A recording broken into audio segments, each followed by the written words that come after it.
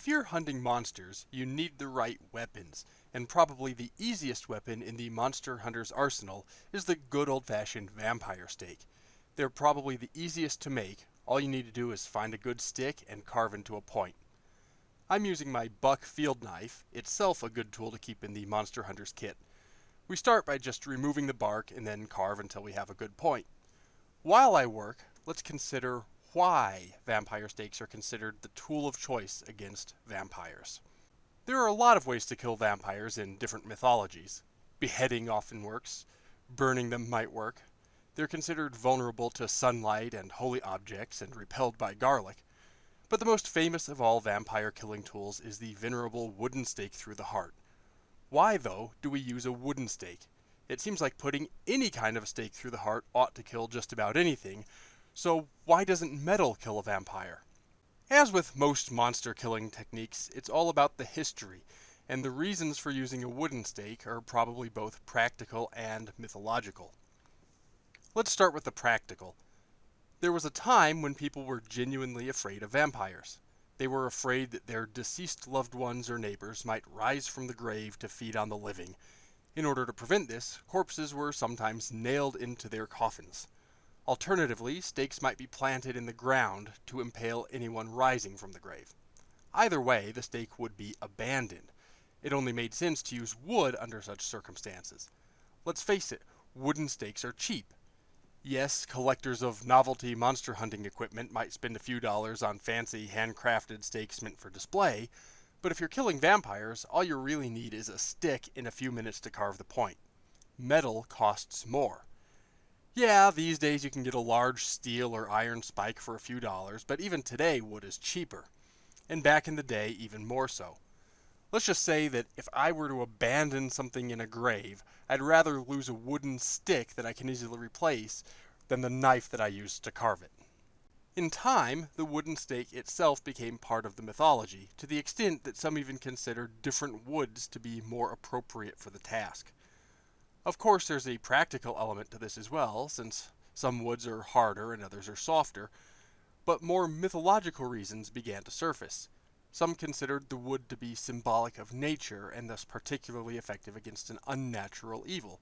For this reason, fruit-bearing woods were often preferred. What better to kill the undead than something so full of life that it could once bear fruit? Others preferred ash, supposedly the same kind of tree as Yggdrasil in Norse mythology. Others still preferred aspen, considered by some to be the kind of tree of which the cross was made in Christianity. And this brings us to probably the most important mythological reason for using wooden stakes. If vampires are vulnerable to holy objects, it can be argued that because the cross was made of wood, the vampire is vulnerable to the wooden stake. Okay, that's coming along nicely. Now I just need to sand it smooth. While I do so, consider the idea that the wooden stakes are not always required. In the quintessential vampire story, Dracula is dispatched not by a wooden stake, but by a knife. So whether you need a wooden stake or not largely depends on whose lore you trust. Personally, I'm rather fond of the idea that many monsters cannot be killed by ordinary methods, so I favor the more esoteric.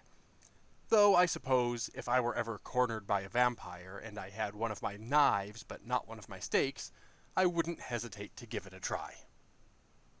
Okay, that looks good.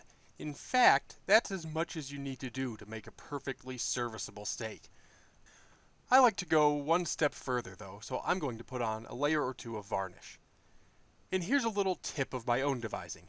Since vampires are vulnerable to holy objects, I use a water-based wood finish, and I add just a few drops of holy water before I apply it. You can get the wood finish online or from any home improvement shop, and you can get the holy water from any Catholic church. You might not want to tell them what you use it for. And that's it. I'm happy with that. Let's leave that to dry, and then we can add it to the rest of the collection. So this is the collection as it stands now. Obviously, this is the one you saw me making during the video.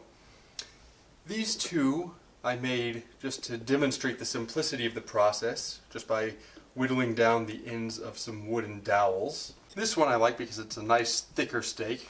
Feels good in the hand. This one had some knots in the end, which ended up creating a nice, twisted, gnarly sort of a look. I particularly like that. This one I made out of an old broom handle that I'd cut in half, and I whittled both ends into stakes. I used that double-ended one in case there are two vampires. And then there's this one for longer range combat, made out of a longer broom handle. Nice simple construction there. And then last but certainly not least, my personal favorite. This one is my Mr. Pointy. It has a nice grip here where I can hold my thumb. Nice knot there, nice little twist. I don't know why, but this one is definitely my favorite of all of them. Of course, the stakes are not the only tools that a vampire hunter must use. So be sure you subscribe so that you don't miss my upcoming video in which I show off the rest of my vampire hunting kit. In the meantime, take care and stay scared.